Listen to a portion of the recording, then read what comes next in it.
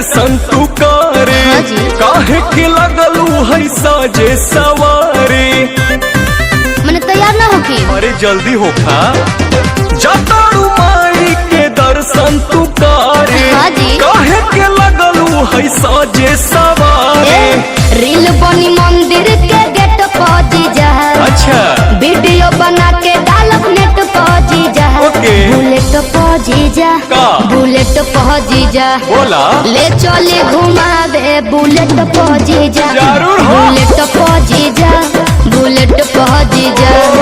ले चले घुमावे बुलेट पहुंची जा। बुझनी हम सब बुझतानी।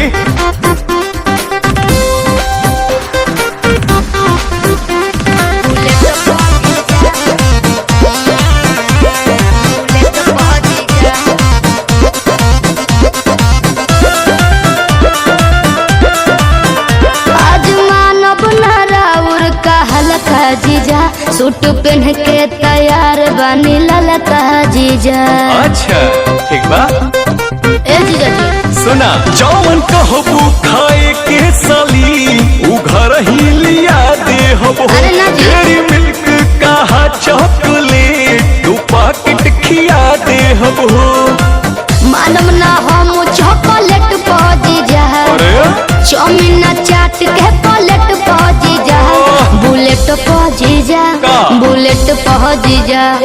ले चले घुमावे बुलेट पहुंची जा। बुलेट पहुंची जा। बुलेट पहुंची जा।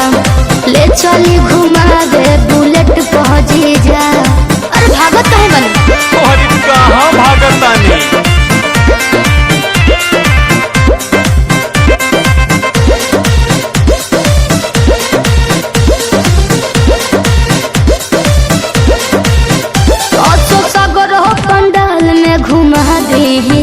जीजा बिमल से श्रद्धा पूरा दी जी। ठीक बनू फिर कुछ ना कहो। अच्छा सुना जयबू माई के दर्शन करे की का वीडियो बनावे जाइबू। माना बतिया बिना पांडे के का मोबाइल भूलावे जाइबू। आई है नेटार गेट पहुंची जा। अरे ना हो चली